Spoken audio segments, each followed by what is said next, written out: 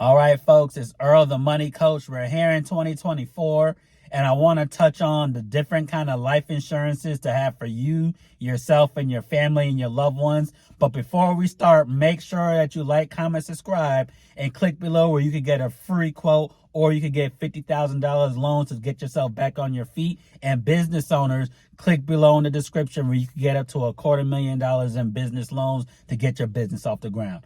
But let's get started with the 5 major kinds of life insurances. Many people think there's 2. A lot of people don't understand you have 5, not just your term, not just your permanent. So what are the 5 major life insurances? You have term life insurance, you have whole life insurance, you have universal life insurance, you have variable universal life insurance, and then you have index universal life insurance.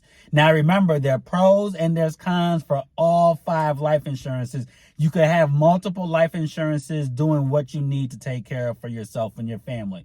But let's break down a few things. When you have your term life insurances, great strategies, you can use them, but I always tell people, term life insurance is to get you to retirement. Permanent life insurance is to get you through retirement. Remember that term gets you to retirement, permanent gets you through retirement, where you could have tax advantages, where you could actually have saving strategies, where you could actually create things to use where your money could accumulate tax-free. So always remember, term insurance is great. A lot of people hate on term insurance. I have term insurance. I have over $2 million of term insurance coverage on myself. If anything happens in the next 30 years, I'm good to go. If you have a house, all of us have mortgage insurance, but guess what? You have a 30-year mortgage insurance. That means if something happens to your home, the bank is good to go. But what about your family? Get a 30-year term insurance to cover yourself, so if anything happens, your family gets funds. All right. Then you have your whole life, it's very fixed. They say if it's $200 a month, you're spending $200 a month. You get some cash value accumulation, but it may not be what you're looking for because a lot of times they're averaging between 3% to 5%. Good amount, but is it going to get you to what you're looking for? You have your variable universal life insurance, which is great, but it's a reflection of the market. It is the only life insurance that has an investment strategy attached to it. Because remember, folks, life insurance is not an investment. Life insurance is a saving strategy. It's a supercharged saving strategy.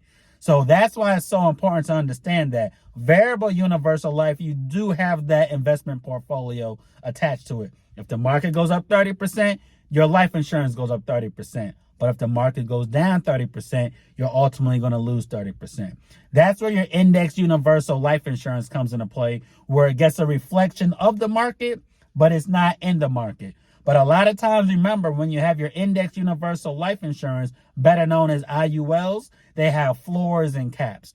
Meaning, one of my favorite companies, their cap is 17%.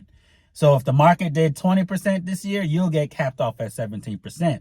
But the floor is 0. So if the market goes down like it did 19% in 2022, you're still locked in. So index accounts give you a minimum and a maximum, a floor and a cap. That way you actually have some kind of range. But remember, index universal life and universal life strategies have something that we call overfund, meaning you could put in a bigger amount than that target premium. So for one of my insurances, one of my IULs, my minimum target is $300 a month. All right. But my maximum could be up to $2,300 a month. So I have pretty much a $2,000 buffer where I could overfund and put more money into my IULs so I get more cash accumulation. Now, remember, here's a big problem. A lot of times when you have life insurances structured, especially your index universal life, a lot of insurance agents don't tell you the target isn't going to be those numbers that you looked at when they gave you an illustration. You have a minimum and a maximum. If you're putting in $300 a month, there's no way when you get to age 65 for retirement, you're going to have that $4 or $5 million that they were showing you on those structured policies. You want to make sure you're overfunding. Whole life, you're set.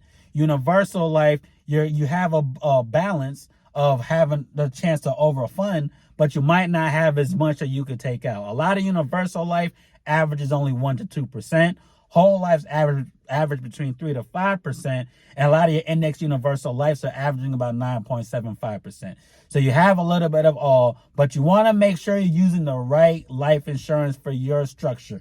When I say that, you hear people talk about infinite banking. You hear people talking about becoming your own bank, which is two different strategies. So if you hear someone talk about infinite banking, how to become your own bank, those are two different strategies. You want to make sure they're structured correctly, or you could actually lose funds, or you're going to have a cost of insurance, or you're not going to be able to take out that amount that they say that you can. A lot of times you hear you could touch 95% of your money, could be true in infinite banking, but 95% of what? Is that going to be after the cost of insurance? Is that going to be before the cost of insurance? Is that going to be if you overfund? If that's going to be if you're just doing the target? Are you putting a lump sum? All these questions you need to know when it comes to those different kind of strategies. So to conclude everything, those 5 major ones: your term life insurance, your whole life, your universal life, your variable universal life, index universal life. You could use multiple at the same time. You could have way more than you need. Generally speaking, it's 30 times your income. That's what you could qualify for. So if you're making $50,000 a year, 50,000 times 30 is generally speaking the amount of life insurance you could get covered for, unless you have a specific reason. If you have an asset or something showing that, hey, I need more than 1.5 to 2 million. So you got to remember that, but always looking at all 5 to make sure that you have the right thing. There are pros, there's cons. The company's going to make theirs on the back end. So always remember that. I'm just trying to be honest with you folks. Once again, it's Earl, the Money Coach. I wanted to talk about this to start 2024 because a lot of people are looking for places to place money, to put money, to use tax write-offs, all those kind of things. It could be used through life insurance. So don't forget to like, comment, subscribe to the page, and also click on the description and links in the bio for some of these links where you could get $50,000 to take care of yourself, or $250,000 to start your business, or if you're just looking to fix your credit and get all your finances in order. So with that being said, I see you at the top. Let's make it happen.